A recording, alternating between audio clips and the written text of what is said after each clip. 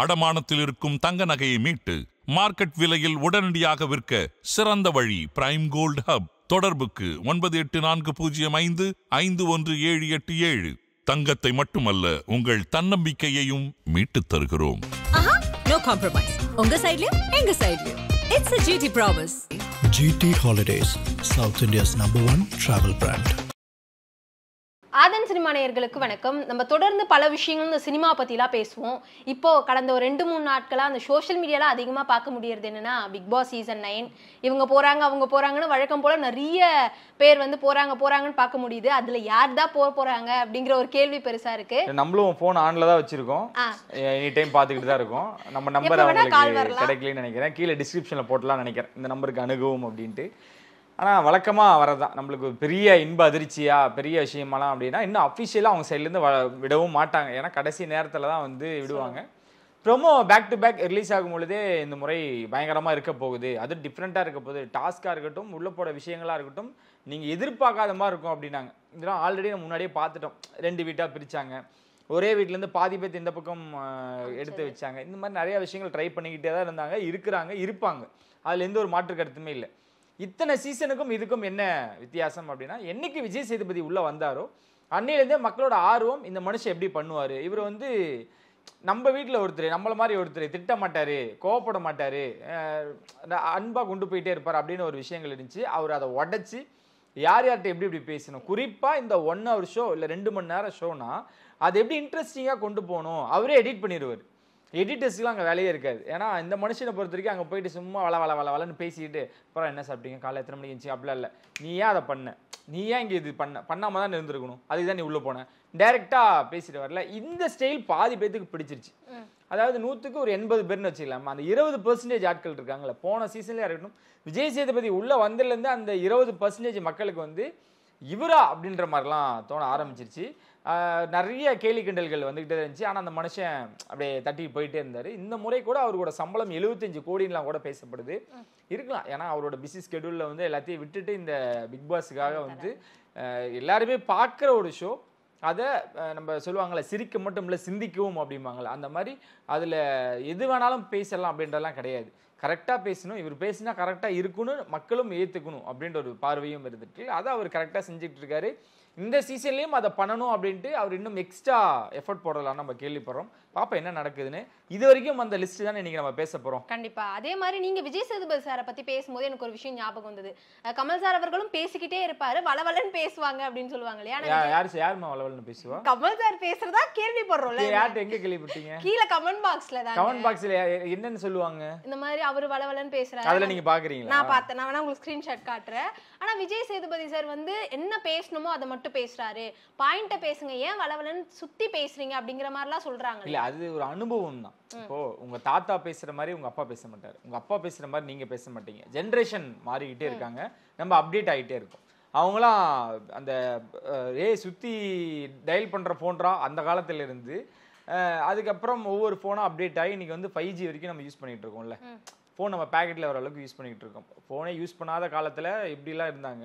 அதுக்கப்புறம் என்ன phone use பண்ணாங்க, ஒயர் ஃபோன் யூஸ் பண்ணாங்க, அதுக்கப்புறம் செல்ஃபோன் யூஸ் பண்ணுறாங்க. இந்த மாதிரியான வெரைட்டி இருக்குல்ல, அந்த மாதிரி ஒவ்வொரு காலகட்டத்துக்கு ஏற்ற மாதிரியான அந்த அனுபவம் கொடுக்கும்ல. இதுவே உலகநாயகன் அவரோட டிஆர்பி இன்ன வரைக்கும் விஜய் சேதுபதியோட ஒரு ஷோவோட அந்த டிஆர்பி ஈக்குவல் பண்ணல. அது உங்களுக்கு தெரியுமா? ஸோ லைக் இதெல்லாம் அனுபவம். அவர் வந்து ஏன் ஒரு விஷயம் கேட்டால் ஒரு பெரிய ஒரு பயோகிராஃபி சொல்லுவார். அதுதான் சொல்கிறேன், அதை வந்து டைரெக்டாக புண்படுத்த மாட்டார் உங்களை. உங்களுக்கு நீங்கள் ஒரு தப்பு பண்ணிட்டீங்க, டைரெக்டாக உங்களுக்கு ஊசி போட்டால் சரியாயிருன்றது எல்லாருக்குமே தெரிஞ்ச ஒரு விஷயம் தானே. அப்படி பண்ணாமல் உங்களோட ஏஜுக்கு எப்படி சொன்னால் புரியும். நாங்கள் எதாவது அட்வைஸ் பண்ணால் பூமருன்றீங்க. இன்னும் அதான் கமல் அவர்கள் வயசுக்கு சொன்னால் இவருக்கு எதுவும் வேலை இல்லையா அப்படின்னு நீங்கள் சொல்லுவீங்க. அந்த மாதிரி இல்லாமல் உலகநாயகன் பார்க்கும்போது அந்த கண்ணிலேயே அவர் டெலிவரி பண்ணிடுவாருங்க, இந்த உங்களுக்கு என்ன இருக்குது என்ன இல்லை. ஸோ அந்த ஒரு டைலாகை வந்து அப்படி பாஸ் பண்ணிடுவார். தப்போ சரியோ இப்படி அது கொடுத்துட்டு போயிட்டே இருப்பார். ஏன் நான் சொல்கிறேன்னா, நீங்கள் சொன்னீங்களே விஜய் சேதுபதி காப்பி பேஸ்ட் அப்படின்னு இல்லாமல் அவரோட ஸ்டைல் ஒன்று பண்ணுறாருல, அது யங்ஸ்டர்ஸுக்கு ரொம்ப கவர்ந்துடுச்சு, ரொம்ப பிடிச்சிருச்சு. ஏன்னா நம்ம என்ன நினைப்போம், எல்லாம் ஓட்டி பார்த்துட்டு கடைசி யார் வெளியே போகிறான்னு பார்ப்போம். இந்த மனுஷன் சொல்ல அப்படி பார்க்க வேணாம். ஏன்னா 2 ஸ்பீடில் ஒரு படத்தை பார்த்தா எப்படி இருக்கும், அப்படி இருக்கும். கமல் அவர்கள் இருந்தாங்கன்னா ஒரு 3 மணி நேரம், அதாவது 1 மணி நேரம் எபிசோட் 3 மணி நேரமாக இருக்கிற மாதிரி இருக்கும். விஜய் சேதுபதி அவர்கள் பண்ணார்னா 3 மணி நேரம் எபிசோட் ஒரு 30 நிமிஷத்துல பார்த்த மாதிரி தான் இருக்கும், ஹைலைட்ஸ் பார்த்த மாதிரி இருக்கும்னு வச்சுக்கோங்களேன். இது ரெண்டுக்கும் டிஃப்ரென்ஸ் அதுதான். ஸோ அதனால தான் நான் சொல்றேன், அனுபவம் தான் ஒவ்வொருத்தரை அப்படி இயங்க வைக்குது. கரெக்டா ஒரு 12 பேரை வந்து இப்ப அதிகமா சோஷியல் மீடியாஸ்ல இவங்க தான் போறாங்க அப்படின்னு செலக்ட் பண்ணி வச்சிருக்காங்க. அதான் ஒரு 12 to 15 நினைக்கிறேன் இவங்கெல்லாம் இருக்கலாம் அப்படின்னு பேசப்பட்டுக்கிட்டு இருக்கு. அதுல ஃபர்ஸ்ட் பேரா என்னது இருக்கா? உங்களுக்கு இருக்கணும், எனக்கும் ஆசைதான். அடுத்த வாட்டி போயிடலாம்.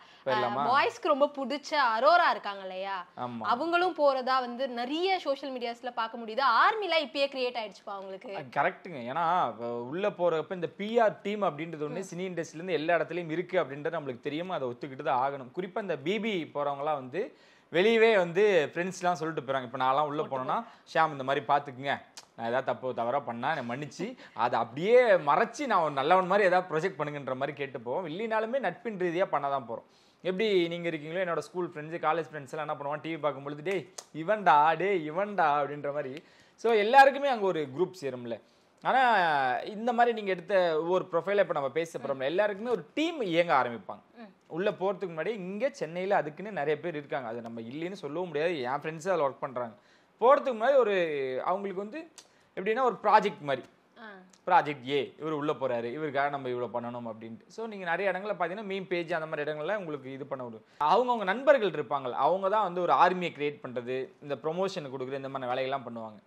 அந்த மாதிரி இந்த முறை இருக்கக்கூடாதுன்றதா எல்லாத்தோட எண்ணமும் கூட. ஏன்னா அது சில நேரங்களில் ஒர்க் அவுட் ஆயிருக்கு, சில நேரம் ஃபெயிலியரும் ஆயிருக்கு. ஸோ அது இருக்கக்கூடாது அப்படின்னு தான். ஸோ நம்ம ஃபர்ஸ்ட் லிஸ்ட் நீங்கள் சொன்ன இவங்களை வந்து மக்களால் பலூனக்கா என்று அழைக்கப்பட்டவங்கன்னு நினைக்கிறேன். அதை நம்ம லைக் அவங்களே அதை வந்து ஒரு இன்டர்வியூல அப்படிலாம் இல்லை அப்படின்லாம் சொல்லியிருக்காங்க. இளஞ்சலின் கனவு கண்ணி இவங்க உள்ள போறாங்க.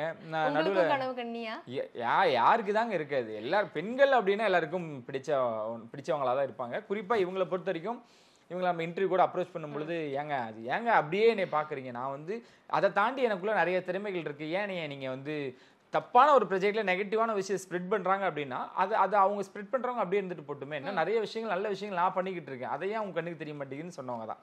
ஆனால் இவங்க போகிறது வந்து ஜென்சி ஜென்ரேஷனாக இருக்கட்டும், 90s கிட் ஆமாம் 90s கிட்டுக்கெலாம் வர பிரசாதம் அவங்களுக்கு. இப்போ இருக்கிற பசங்களுக்கு பிடிக்குது இல்லையான்னு கூட தெரியல, 90s கிட்லாம் பயங்கரமாக அவங்களை என்ஜாய் பண்ணி கொண்டாட போகிறாங்க. அப்போ அரோராக்கு பாய்ஸோட ஓட்ஸ் எல்லாமே அவங்களுக்கு தான் நினைக்கிறேன். டெஃபினெட்லி. நீங்கள் ஒவ்வொரு சீசன்லையும் பார்த்தீங்க அப்படின்னா பெர்ஃபார்மன்ஸே பண்ணாமல் ஒரு அழகி ஒன்று சுற்றிக்கிட்டே இருக்கும். ஆமாம், அவங்களுக்கு நெகட்டிவும் வராது, பாசிட்டிவும் வராது, உள்ளேயும் ரொம்ப நாள் இருக்க வைக்க மாட்டாங்க, கடைசி வரைக்கும் இருக்க விட மாட்டாங்க, சீக்கிரமாக வெளியே அனுப்ப மாட்டாங்க. கேரக்டர் ஆனால் சுற்றிக்கிட்டே இருக்கும், ட்ராவல் பண்ணிக்கிட்டே இருக்கும். நல்லா நோட் பண்ணி பார்த்தீங்கன்னா உங்களுக்கு தெரியும். அந்த மாதிரி தான் இந்த பொண்ணு இருக்க போகிறாங்க. ஸோ நம்ம பார்த்த வரைக்கும் சொல்கிறேன், இவங்க உள்ளே போய் எப்படி பெர்ஃபார்ம் பண்ண போகிறாங்க, என்ன பண்ண போகிறாங்க அப்படின்னு நம்மளுக்கு தெரியலனாலும், இவங்க வந்து ஏதோ ஒன்று பண்ணி ஒரு எப்படி சொல்கிறது 100 நாள் ஒரு 50 நாள் சர்வே பண்ணிடுவாங்க அப்படின்றத நம்மளால இப்பயே கணிக்க முடியுது. கண்டிப்பா ஒவ்வொரு சீசன்லயுமே இந்த ஆங்கர்ஸ் அப்படின்னா 2-3 பேர் அமுச்சு வச்சிருவாங்க.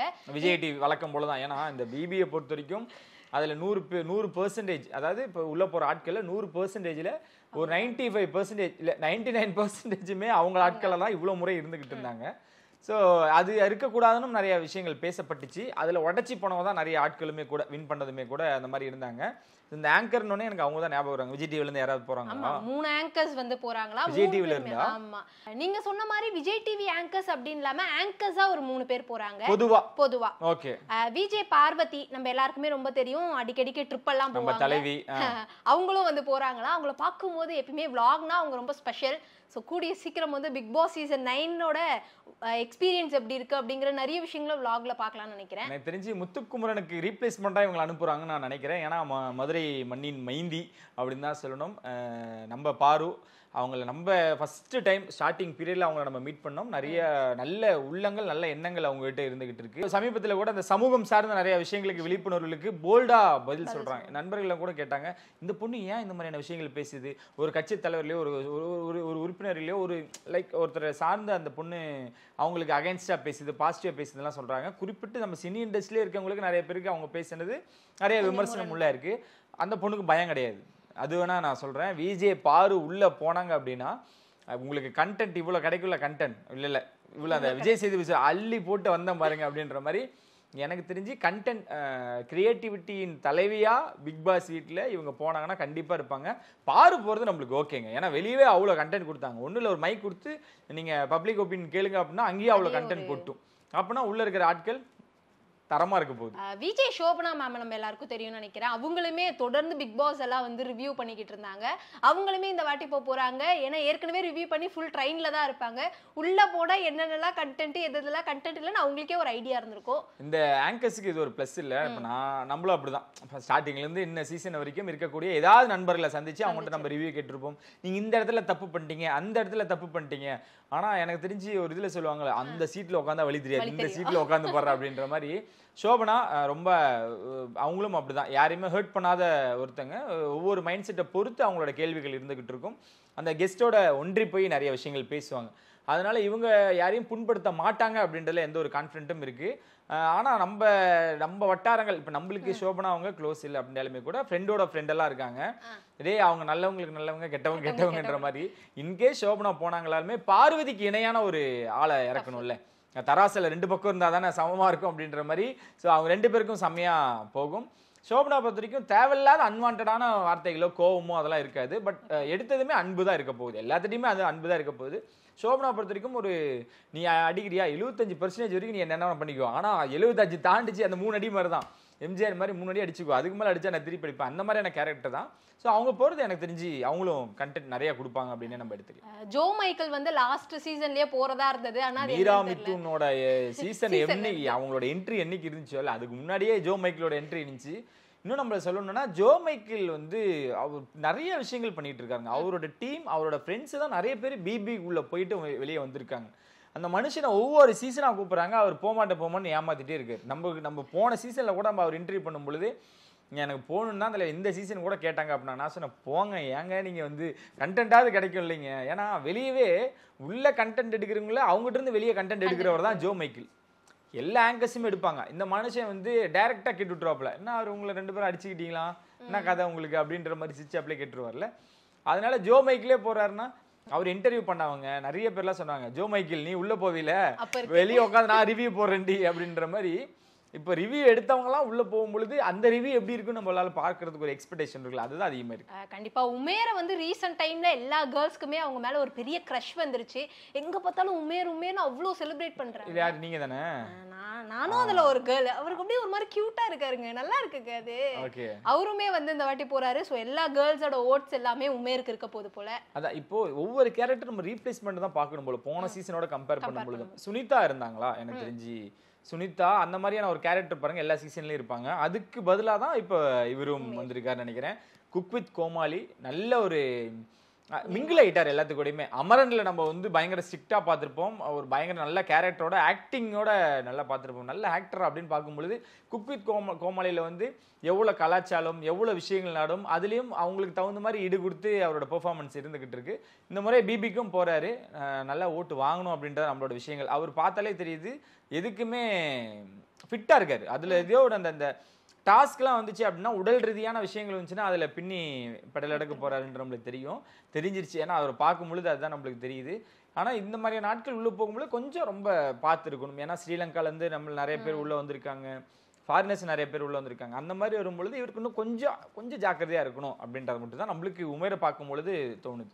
பிக் பாஸ் அப்படின்னாலே விஜய் டிவில இருக்கிற பல ஆர்டிஸ்ட்டுமே கண்டிப்பா அந்த டீமுக்குள்ள இருப்பாங்கன்னு நம்மளே ஏற்கனவே பேசியிருந்தோம். அந்த மாதிரி KPYலாம் இருக்கு இல்லையா, அதோட டைட்டில் வின்னர் அப்படின்னா ராஜவேல் அவர்களை சொல்லலாம். ஸ்டாண்டப் காமெடியில அவ்வளோ சூப்பரா வந்து காமெடி பண்ணுவார். ஸோ அவருமே இந்த வாட்டி உள்ள போறாரு. நம்ம யாருக்குமே இந்த காமெடி அப்படிங்கிற ஒரு விஷயத்துக்கு பஞ்சமே இருக்காது போல. இந்த வயிறு குலுங்க சிரிக்க வைக்கிறதுக்கு மனுஷன் இருக்காரு, அவர் போதும்.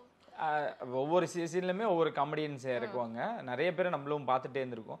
ஏன்னா ராஜவேல் நீங்கள் சொல்கிறீங்களா இந்த மாதிரி. ஆனால் விஜய் டிவிட்ட பிடிச்சதா தான் நம்ம என்னதான் வந்து அவங்கள வந்து இல்லை அவங்க வந்து ஒரு குரூப்பிசம் இருக்கும், அவங்களோட ஆட்களை தாண்டா உள்ளே அனுப்புவாங்க அப்படின்னு நம்ம சொன்னாலுமே கூட நம்மளை பொறுத்தவரைக்கும் எப்படி பார்க்கலான்னா அவங்க அந்த விஜய் டிவிக்கு வாய்ப்பு தேடி வந்திருப்பாங்கல்ல, அதில் நிறைய பேர் காணாமல் போயிருக்காங்க. நம்ம வெளியே பார்க்குறது சிலர் தான், காணாமல் போனவங்க பலர்.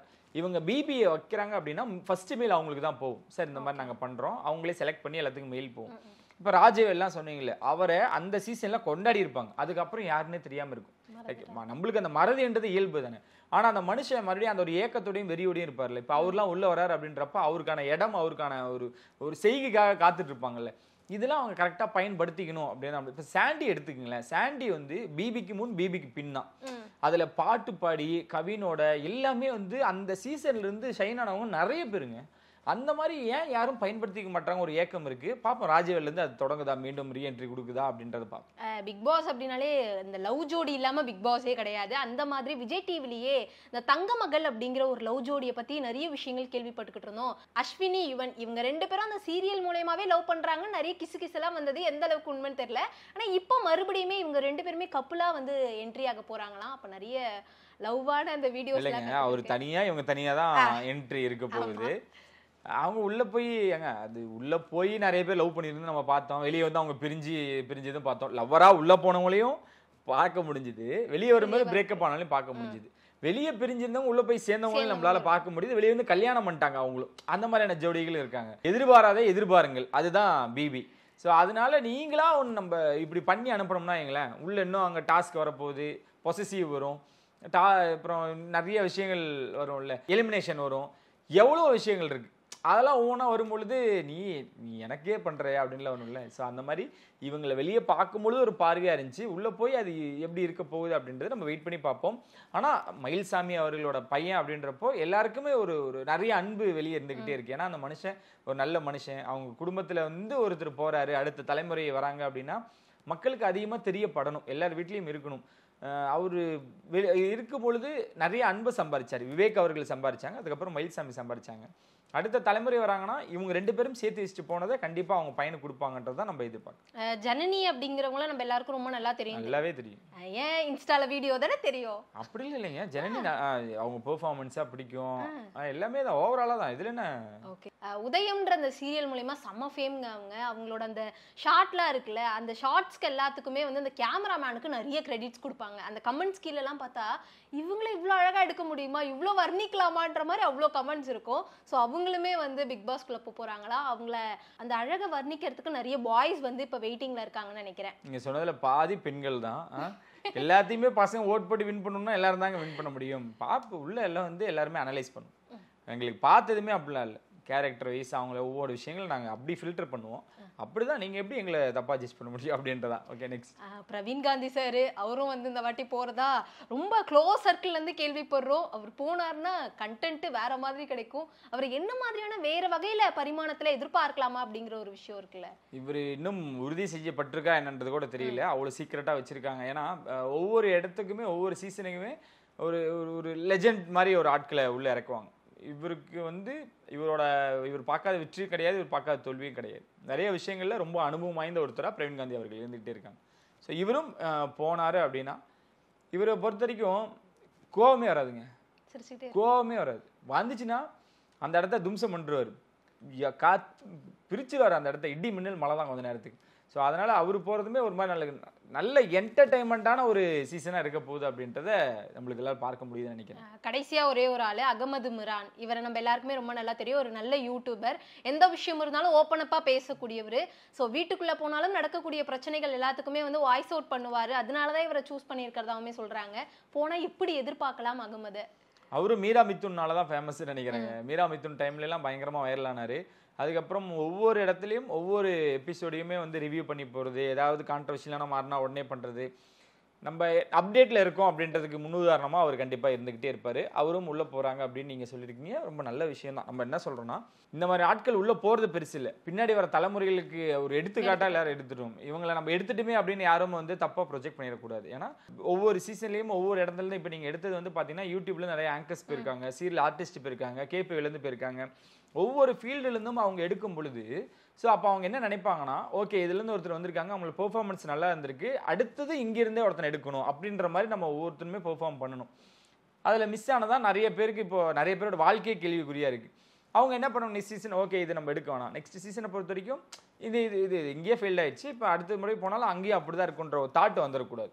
ரெகுலராக ஒரு ரேப்பர்ஸ் இறக்குவாங்க. அதில் பாருங்கள், அதுவுமே வந்து ஒரு பெரிய ஒரு ஆள் பேர் சொல்லிக்கிட்டு இருக்காங்க. அவரு உள்ளே போகிறது, ஏன்னா அசல்லாம் உள்ளே போய் தான் கலக்குனாரு, அந்த மாதிரி ஒருத்தரும் உள்ளே போகிறாங்க அப்படின்றதும் இருக்குது. சமூக ஆர்வலர்கள் சிலரும் போகிறதா இருந்தது. சமீபத்தில் நீயா நானால அம்மு நீங்கள் கேள்விப்பட்டிருப்பீங்க, அம்மு வந்து உள்ளே போகிறதாவும் சொல்லப்படுது. அவங்ககிட்டயும் பேசிகிட்டு இருக்காங்க. நீயா நானா எபிசோடு வரைக்கும் அவங்ககிட்ட அப்ரோச் பண்ணல, அவங்களுக்கு அந்த ஐடியாவே இல்லை. நீயா நானாக்கு அப்புறம் அப்ரோச் பண்ணியிருக்காங்க. ஆனால் இது வரைக்கும் அது அப்ரோச் பண்ணியிருக்காங்க, ஒரு பண்ணலாமா பிளான் பண்ணலாமா உங்களுக்கு இன்ட்ரெஸ்டிங்கா அப்படின்ட்டு. அம்முக்கு இப்போ வரைக்குமே அந்த ஐடியா இல்லை. ஆனால் அவங்க நினச்சா போகலாம். அதனால நான் என்ன சொல்றேன்னா போகிற எல்லாருமே அதை பயன்படுத்தணும். ஏன்னா இந்த பிபி அப்படின்றது நிறைய பேரோட வாழ்க்கையை மாற்றிருக்குன்றதுல மாற்றுக்கிறதே இல்லை. ஆனால் சிலர் அதனால இன்னும் வாங்குற பேர்களால் சொல்கிறேன், அதை ஸ்கிரிப்ட் அப்படி இப்படின்னு இது பண்ணாலும் 100 நாள் நீ இருக்க போகிற, உன் மனசாட்சிக்கு தெரியும் நீ நல்லவனா கெட்டவனா, வெளியே இருக்க மக்கள் உங்களுக்கு ஜட்ஜ் பண்ண போகிறாங்க, ஓட் பண்ண போகிறாங்க. அதனால அப்படி நம்ம எடுத்து பொறுப்பெடுத்து எல்லாருமே இருக்கணும் அப்படின்றத நம்ம எல்லா இடத்துலையும் எதிர்பார்க்குறோம். ஆனால் நீங்கள் அதெல்லாம் தனிப்பட்ட முறையில் வச்சுட்டு வெளியே பார்க்குற மக்களை என்டர்டெயின்மெண்ட்டோட ஜாலியாக இருங்க, சந்தோஷமாக இருங்க, எதையுமே கவலைப்படாமல் இருங்க. 100 நாள் யார் தருவா இது? நீ வேலைக்கு போவேனா, கொடுக்குற டாஸ்க் பண்ணு, சாப்பாடு செஞ்சு நீயே சாப்பிடு, உள்ளே இருக்க வேலைகளை ஸ்பிட் பண்ணிக்கோ, இதுக்கு மேலே என்னங்க வேணும்? அதெல்லாம் போக முடியாதுன்னு பல பேர் தவம் கிடக்குறாங்க. ஸோ அதனால் அதை நீங்கள் இருக்கிற ஒரு லைஃப்பை நல்லா என்ஜாய் பண்ணிட்டு போங்க. நீங்கள் சொன்ன ஆட்கள் இல்லாமல் இன்னும் கிட்டத்தட்ட இன்னும் ஒரு 10 பேரோ 8 பேரோ இன்னும் லிஸ்ட்டில் இருக்கிறதா கேள்விப்பட்டேன். நான் சொன்ன மாதிரி அந்த மாதிரியான சமூக ஆர்வலர் இன்னும் 2-3 லிஸ்ட்டு கிட்ட நெருங்க ரிவீல் பண்ணுவாங்க. மீண்டும் நம்ம இங்கே என்ன சொல்லிக்கிறோம்னா, அங்கே சொன்ன லிஸ்ட்டுமே கூட ஃபைனல் இல்லை, இதை பேச்சுவார்த்தைகள் தான் போயிட்டு இருக்கு. சமூக வலைத்தளங்கள்லாம் எல்லா பேருமே இது பண்ணிக்கிட்டு இருக்கு அப்படின்றாங்க. சப்போஸ் வந்துச்சுன்னா ரொம்ப சந்தோஷம், இல்லைனாலுமே யார் வராங்களோ அவங்கள பற்றின டீட்டெயிலும் உட்காந்து நம்ம பேசுவோம், நிறைய விஷயங்கள் ரிவீல் பண்ணுவோம்.